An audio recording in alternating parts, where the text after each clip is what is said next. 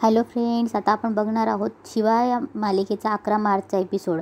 इकडे आशू, शिवा, चंदन गॅरेजवर असतात. तेव्हा आशू चंदनला बोलतो, चंदन थँक्स यार. तेव्हा आशू बोलतो, नाही तू खूप मोठं काम केलंस, सगळ्यात आधी शिवाला शांत केलंस. तेव्हा चंदन बोलतो, ठीक आहे रे, सध्या चिडली ती पण तिच्या रागात सुद्धा काळजी आहे. तेव्हा आशू बोलतो, नाही रे, सगळ्यात महत्त्वाचं म्हणजे रॉकी संपदाला सपोर्ट करणारं कुणीतरी हवं होतं आणि तू त्यांच्या पाठीशी उभा राहिलास खंबीरपणे आणि तू केलंस त्याबद्दलच थँक्स. तेव्हा चंदन बोलतो, अरे काय बोलतोयस आशू, तुला माहिती का या गँगने, शिवाने, सगळ्यांनी माझ्यासाठी खूप काही केलंय, तर मी त्यांच्यासाठी एवढं करूच शकतो ना. थँक्यू काय? तेव्हा आशू बोलतो, अरे फक्त तेवढ्यासाठीच नाही आहे थँक्यू, तू जर नसतास आज मी आणि शिवा नक्कीच एकत्र नसतो. तू जर मला किडनॅप केलं नसतं, एकमेकांना कन्फ्रंट केलं नसतं, आम्ही बोललो नसतो, सो त्याबद्दलही थँक्स. तेव्हा शिवा बोलते, बरोबर आहे चंदन, माझ्यासोबत कोणी नव्हतं तेव्हा तू होतास. तेव्हा शिवा पण बोलते, थँक्यू त्यासाठी. तेव्हा चंदन बोलतो, अरे बस करा दोघं. तेव्हा आशू बोलतो, अरे बस काय करा, तू आहेस म्हणून खूप गोष्टी झाल्या, त्यामुळे खरंच थँक्स. तेव्हा शिवा पण बोलते, हो अरे तू स्वतःमध्ये पण केवढे बदल केलेस. बहिणीचा नवरा म्हणून तिला त्रास देणार म्हणून मला खूप राग यायचा तुझा, पण तुझ्यातला माणूस हळूहळू कळायला लागला आणि आज पण तू सांभाळून घेतलंस. तेव्हा चंदन बोलतो, थँक्यू, पण शिवा मी हे म्हणत होतो की तू प्लीज गँगला सुद्धा समजून घे, त्यांची काही चूक नाही अगं, ते जे काही करतायत ते रॉकीसाठी करतायत. तेव्हा शिवा बोलते, अरे मला कळतंय, पण मला जे माहीत असतं तर एवढं सगळं नसतं ना झालं. चंदन बोलतो, पण शिवा रॉकी आणि संपदाचं एकमेकांवर खूप जास्त प्रेम आहे ग, पाहिलंय ते. आणि आशू तू तर विश्वास ठेवू शकतो ना यावर. तेव्हा आशू बोलतो, अरे 100% भावा, हे बघ रॉकीवर माझा विश्वास आहे. तेव्हा शिवा बोलते, पण आता हे सगळं घरी कसं सांगायचं हे अवघडच आहे. आशू बोलतो, आय एम शुअर आपल्याला काहीतरी मार्ग सापडेल, तू काळजीच करू नको. तेव्हा शिवा बोलते, मी काय म्हणते, आता आपण घरी निघूया का? तेव्हा आशू बोलतो, चला. तेव्हा शिवा आणि आशू घराकडे निघतात. तेव्हा शिवा आणि आशू घरी येतात. तेव्हा शिवा आणि आशू बोलतात, भाऊ तुम्ही झोपले नाहीत अजून? भाऊ बोलतात, तुम्हाला बराच उशीर झाला रे, तुमची वाट बघत होतो. तेव्हा आशू बोलतो, आम्ही वस्तीमध्ये होतो, गॅरेजवर गेलो होतो, पाना गँगला भेटलो, तिथे तीच परिस्थिती आहे, काही वेगळं नाही. तेव्हा भाऊ बोलतात, होणारच ना, रॉकी एकटा आहे, त्याच्या घरचं कुणी नाहीये. शिवा बोलते, हो भाऊ काका बरे आहेत का? तेव्हा भाऊ बोलतात, हो ठीक आहे. तेव्हा भाऊ बोलतात, पण आजपर्यंत लक्ष्मणला मी एवढं चिडलेला पाहिलं नव्हतं. तेव्हा आशू बोलतो, भाऊ अहो रॉकी खूप जेन्युइन मुलगा आहे, त्याचं आणि संपदाचं एकमेकांवर खरंच प्रेम आहे आणि हे आपण सगळ्यांना समजावून सांगितलं पाहिजे. तेव्हा भाऊ बोलत, नाही आशू, आपल्याला लक्ष्मणचं बोलता तो आपलं ऐकूनच घेणार नाही. तेव्हा शिवा बोलते, मी बोलू का? तेव्हा आशू बोलतो, नाही नको, तो आता खूप रागवलाय आणि त्याचा सगळ्यात जास्त राग तुझ्यावर आहे. तेव्हा शिवा बोलते, अरे पण त्यांनी पण हे समजून घ्यायला पाहिजे ना, त्यांचा राग बाजूला ठेवून त्या दोघांच्या सुखाचा वापर केला पाहिजे ना आपण. तेव्हा शिवा बोलते, हे बघा भाऊ, मी खरंच बोलते त्यांच्याशी. तेव्हा भाऊ बोलतात, नाही शिवा ऐक, लक्ष्मणला हे कधी वाटलंच नव्हतं की तू त्याच्या विरोधात जाशील आणि त्यामुळे त्याला जास्त वाईट वाटलंय. तेव्हा आशू बोलतो, काहीतरी मार्ग काढायलाच लागणार आहे यातून. भाऊ बोलतात, नाही मार्ग काढायलाच लागेल, पण जो काही मार्ग काढणार असाल ना तो जपून काढा. सीता नुकतीच आजारातून बरी झालीये. तेव्हा शिवा बोलते, भाऊ तुम्ही नका काळजी करू, आम्ही दोघं आहोत ना, आम्ही सांभाळून घेऊ, तुम्ही आत्ता आराम करा. तेव्हा भाऊ बोलतात, तुम्हा दोघांवर माझा विश्वास आहेच, तुम्ही दोघं एकत्र असल्यावर काय अशक्य आहे. दुसऱ्या दिवशी शिवा सकाळी भाऊंना चहा आणून देते. तेव्हा आशू बोलतो, शिवा काकासाठी पण. तेव्हा शिवा बोलते, हा आणते ना. तेवढ्यात लक्ष्मण बोलतो, नाही नको मला. लक्ष्मण बोलतो, भाऊ मला थोडं बोलायचंय. भाऊ मी एक निर्णय घेतलाय, संपदाचं आयुष्य जर मार्गी लावायचं असेल तर तीच एक गोष्ट करण्यासारखी आहे, म्हणजे तिचं लग्न लावून टाकूया. भाऊ म्हणतात, लक्ष्मण अरे. तेव्हा लक्ष्मण बोलते, हे बघा भाऊ, माझ्या मुलीच्या सुखासाठी मी हा निर्णय घेतलाय, लवकरच तो मुलगा बघायलाही येईल. तेव्हा भाऊ बोलतात, लक्ष्मण अरे असं काय करतोयस, तिचं वय काय आहे? वय भाऊ, वयाचा विचार तिने केला असताना तर हे सगळं करून बसली नसती ती. तेव्हा सीता बोलते, ठीक आहे भाऊजी, पण असं तडकाफडकी घाईत निर्णयावर येणं योग्य आहे का? तेव्हा लक्ष्मण बोलतो, वहिनी आशूच्या लग्नासाठी पण तेच केलंस ना तू? नाही मला मान्य परिस्थिती वेगळी होती, पण हे बाहेर कळण्याच्या आधी मला हे उरकून टाकायचंय, तिचं लग्न लावून टाकायचंय. तेव्हा शिवा बोलते, ऐका ना, पण संपदाला एकदा विचारलं तर? तेव्हा लक्ष्मण चिडतो आणि बोलतो, आशू मला तिच्याशी वाद घालायचा नाहीये, तिला या सगळ्यातून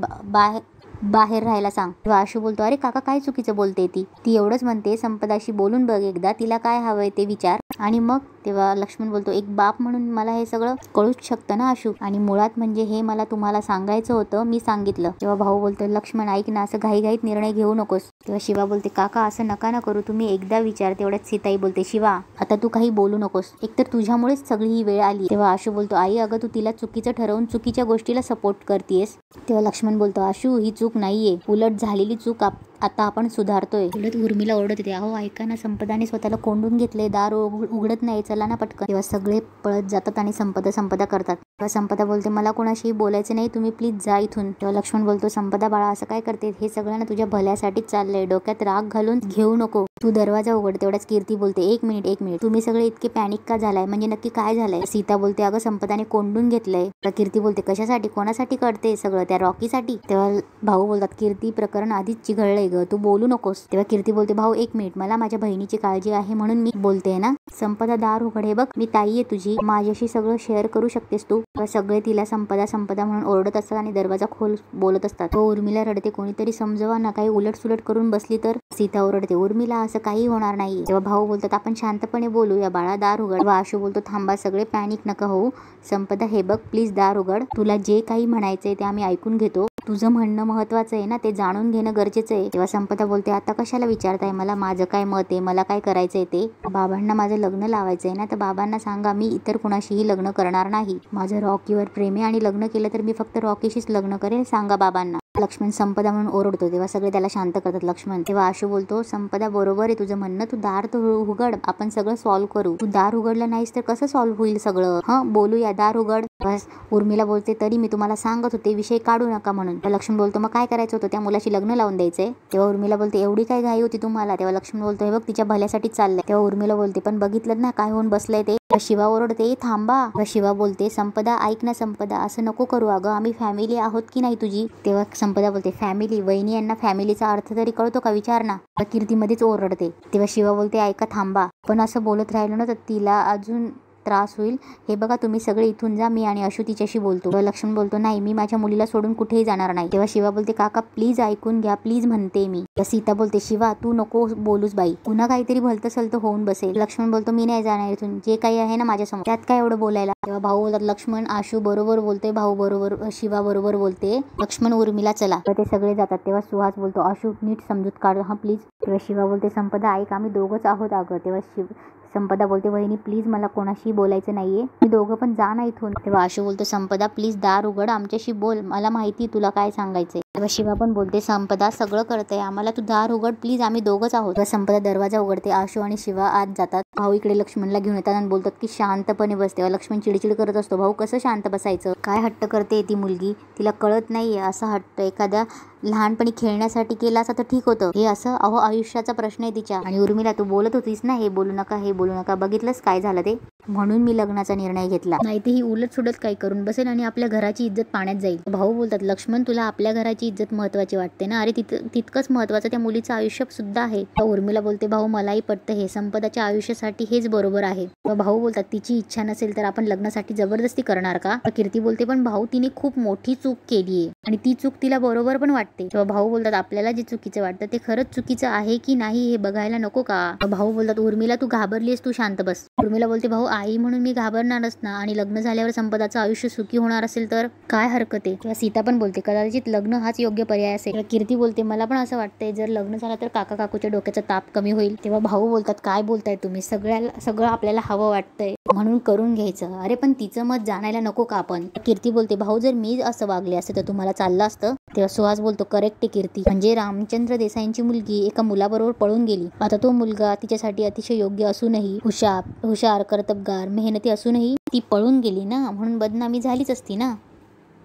तेव्हा सुहास बोलतो, काका तुम्ही जे म्हणतायत ना ते मला योग्य वाटतं, आणि शिक्षणाचं म्हणाल तर लग्नानंतर संपदा शिक्षण पूर्ण करू शकेलच ना. भाऊ बोलतात, अरे आपण आपले निर्णय त्यांच्यावर असं लादणं योग्य नाहीये, तुम्हाला कसं कळत नाही. तेव्हा सीता बोलते, हो कोणी लादत नाहीये, आशूला नव्हतं का आपण कन्व्हिन्स केलं. तेव्हा लक्ष्मण बोलतो, भाऊ वहिनी बरोबर बोलते, भाऊ मी असा एक मुलगा बघितलाय, चांगला वेल सेटल आहे, चांगला जॉब आहे, आणि मुळात तो आपल्या स्टेटसचा आहे. भाऊ माझ्या मुलीच्या आयुष्याचं नुकसान नाही करू शकत मी. तेव्हा कीर्ती बोलते, काका तू लगेच त्या मुलाला बोलून घे, म्हणजे काय आहे ना, एंगेजमेंट झाली ना तर होईल सगळं व्यवस्थित. भाऊ बोलतात, लक्ष्मण ऐक, रागाच्या भरात घेतलेले निर्णय चुकतात, तू शांत हो. लक्ष्मण बोलतो, भाऊ मी आता जे करतोय ते मला योग्य वाटतंय, मलाच माझ्या मुलीच्या आयुष्यासाठी निर्णय घ्यावा लागतील, एकच अपेक्षा करू शकतो की तुम्ही सगळे माझ्या सोबत असाल, मला साथ द्याल. तेव्हा शिवा बोलते, हे बघ तू जरा शांत हो, सोल्युशन आहे याच्यावर, निघणार बरोबर. तेव्हा आशू बोलते, हे बघ ऐक, चिडचिड करून आता काही होणार नाही. शिवा बोलते, हे बघ आता शांत हो, नीट सांग काय होतंय तुला. संपदा बोलते, मला सांग माझं काय चुकलं, मी सगळ्यांना नाही सांगितलं एवढंच चुकलं ना, आणि रॉकीची काय चूक होती या सगळ्यामध्ये, आम्ही काय टाइमपास करत नव्हतं, आमचं खरंच प्रेम आहे एकमेकांवर, कोणाला कळत का नाहीये. तेव्हा शिवा बोलते, हो माहिती, आम्ही रॉकीशीही बोललो अगं, तेव्हा संपदा बोलते रॉकीशी बोलली तू, कसा आहे त्याचा हात. तेव्हा संपदा बोलते पण बाबांनी जे केलं ना ते खूप चुकीचं केलं. आमचं जेन्युअनली प्रेम आहे एकमेकांवर आणि कधी ना कधी सांगितलंच असतं ना तुम्हा सगळ्यांना. तेव्हा आशू बोलतो संपदा हे सगळं ज्या पद्धतीने कळलं ना सगळ्यांना म्हणून असे रिॲक्ट होत आहेत. तेव्हा संपदा बोलते मला लग्न नाही करायचे, मी नाही अजून रेडी. तेव्हा संपदा बोलते तुम्ही दोघं समजवा ना बाबांना, ते ऐकतील तुमचं एकदा. आशू बोलतो संपदा ऐक, आत्ता काका खूप चिडलाय, तो या मनस्थितीच नाहीये की तो कोणाचं ऐकून गेली, स्पेशली माझं आणि शिवाचं. त्यामुळे जे ठरलंय तेच तुला करावं लागेल. तेव्हा संपदा बोलते मी नाही करणार आहे लग्न. शिवा बोलते ऐक ना संपदा, आपल्याला फक्त होकार द्यायचा आहे अगं, बाकी काही नाही करायचंय. त्यामुळे तुझे बाबा शांत होतील आणि आपल्याला वेळ मिळेल त्यांना समजवायला, तू शांतपणे विचार कर. तेव्हा संपदा बोलते ओके, आणि समजा मी होकार दिला आणि नंतर सगळं असंच चालू राहिलं तर मग काय करायचं आपण. मला नाही तर कोणाशीच लग्न करायचंय, मला असं नाही राहायचंय, कळतंय का तुम्हाला. तेव्हा आशू बोलतो ऐक, तुझ्या इच्छेविरुद्ध काही होणार नाही, आय प्रॉमिस. तेव्हा शिवा बोलते तू आमच्यावर थोडा विश्वास ठेव, हे बघ तुझ्या मनाविरुद्ध तुझं लग्न होऊ देणार नाही आम्ही. दुसऱ्या दिवशी आशू आणि शिवा एकट्यात विचार करत असतात. तेव्हा शिवा बोलते आशू, तेव्हा आशू बोलतो एवढीशी होती यार संपदा, मागे मागे फिरायची डंबोडुंब करत सारखी. तुला माहिती आहे का माझं आणि कीर्तीताईचं कधीच पटलं नाही, कदाचित आमचे स्वभाव वेगळे असतील माहीत नाही, पण संपदा आणि मी टीम होतो ग. काही ठरवायचं झालं तर एकत्र आम्ही ठरवायचं, कुठे बाहेर जायचं, काही प्लॅन करायचो. तर ती एवढी मोठी झाली की तिलाच कोणीतरी आवडायला लागलं. तेव्हा आशू बोलतो तेव्हा शिवा बोलते तू पजेसिव्ह होतोय का संपदाला घेऊन. तेव्हा आशू बोलतो नाही पजेसिव्ह नाही, हा थोडा माहीत नाही. हे सगळं झालं आणि तिने तिच्या डंबोला काहीच सांगितलं नाही ग. तेव्हा शिवा बोलते आशू तुला माझ्यावर विश्वास आहे ना, आणि तू रॉकीलाही ओळखतो, तुला तो चांगला मुलगा वाटतो ना. आशू बोलतो रॉकी चांगला मुलगा आहेच, तो अभ्यासू आहे, फार हुन्नरी आहे, तो हुशार आहे अगं, त्याला त्याच्या परिस्थितीची जाणीव आहे आणि तो तशा टॅलेंटने त्या परिस्थितीतून बाहेर पडेल नक्कीच. तुला त्या दोघांचं बोलणं पटतंय का. आशू बोलतो अर्थात ते जरी लहान असले ना त्यांचं मन साफ आहे, खरंच त्यांचं एकमेकांवर प्रेम आहे. तेव्हा शिवा बोलते आशू जर आपल्याला त्यांचं बोलणं पटतंय, ते खरे वाटतायत तर पण त्यांच्यासाठी काहीतरी करायला पाहिजे, त्यांच्या पाठीशी उभं राहायला पाहिजे. आशू बोलतो बरोबर आहे शिवा, पण काका खूप चिडलाय ग आता. शिवा बोलते हे बघ आशू तू काकांना सांभाळ, मी संपदाची जबाबदारी घेते, पण त्याआधी आपल्याला घरच्यांना सांगावं लागेल की रॉकी चांगला मुलगा आहे. तेव्हा आशू बोलतो आता घरातलं वातावरण पाहता हे कितपत शक्य आहे ते तू मला सांग. पण आशू आपल्याला हेच करावं लागेल. अरे हे बघ त्यांना सांगावं लागेल की ते लहान असले तरी त्यांचा निर्णय चुकलेला नाहीये, आपण त्यांना वेळ दिला पाहिजे, हे असं त्यांच्याबरोबर. आशू बोलतो बरोबर आहे तुझं, मी आहे तुझ्या बरोबर, तू सांग काय करायचंय. त्यांचं बोलणं सगळं कीर्ती व्हिडिओ रेकॉर्डिंग करत असते. तेव्हा शिवा आशूला सांगत असते हे बघ आशू आपल्याला घरात असं सांगावं लागेल की ते दोघं एकमेकांसाठी बरोबर आहेत, त्यांचं खरं प्रेम आहे एकमेकांवर. आणि आशू तुला एक सांगू का संपदाचं कोणावरही प्रेम असू दे, ती कोणाबरोबरही असू दे, पण तिच्या डंबोची जागा कोणीही नाही घेऊ शकत. तेव्हा आशू थोडा हसतो आणि तिथेच आजचा एपिसोड संपतो.